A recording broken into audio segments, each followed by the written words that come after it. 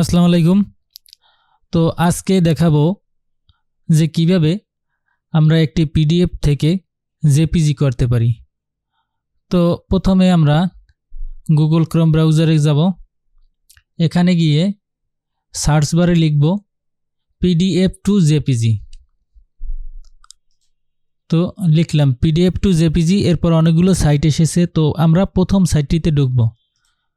এখানে ঢুকে সহজেই সিলেক্ট ফাইল লেখা আছে, সিলেক্ট পিডিএফ ফাইল। তো এখানে ঢুকলে এখান থেকে আমরা এই পিডিএফটিকে ওপেন করে ব্রাউজারে নিয়ে আসলাম।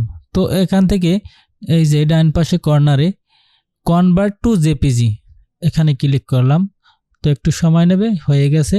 তো এখন এটাকে আমরা ডাউনলোড করব। তো ডাউনলোড করার পরে ডাউনলোড হয়েছে। তো এখন আমরা ডাউনলোড অপশনে যাব। তো ডাউনলোড অপশনে আমাদের এসে একটি উইন্ডার ফাইল এসেছে। তো উইন্ডার ফাইল যাদের কম্পিউটারে না আছে তারা গুগল ক্রোম ব্রাউজারে গিয়ে এখানে সার্চ করবেন উইন্ডার, WINRAR। তো এটা সার্চ করলে উইন্ডারটা আসে যাবে। তো এই উইন্ডারটাকে আপনি ডাউনলোড করে ইনস্টল করে নেবেন। আমার ডাউনলোড করে ইনস্টল করা আছে। তো এখন এখান থেকে উইন্ডারে রাইট ক্লিক করে মাউসের রাইট ক্লিক করে আমরা এক্সট্রাক্ট হেয়ার এখানে ক্লিক করে দেব। তো আমাদের এই তিনটি পিডিএফের ভিতরে তিনটি পেজ আছে।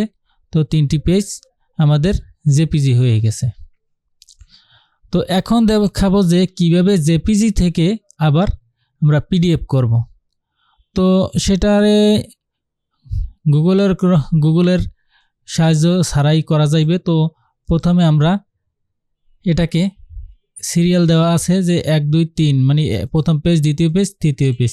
তো তিনটাকে আমরা মার্ক করে নিই। মার্ক করে রাখি 1 নম্বরের উপর রেখে 1 নম্বর পেজের উপর রেখে মাউসের রাইট ক্লিক করব, করে এখানে প্রিন্ট আছে। তো প্রিন্টের অপশনে গিয়ে এখান থেকে আমরা Microsoft print two PDF select করে দিলাম। তো এরপর পেজটি ল্যান্ডস্কেপ থেকে পোর্টল্যান্ডে হয়ে গেছে। এরপর এখান থেকে আমরা প্রিন্ট অপশনে যাব।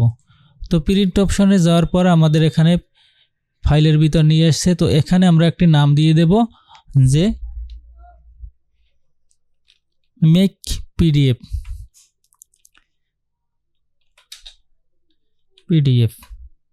তো সেভ করে দিলাম। তো আমাদের এই পিডিএফ আকারে সেভ হয়ে গেছে। তো এবার পিডিএফের ভিতরে ঢুকে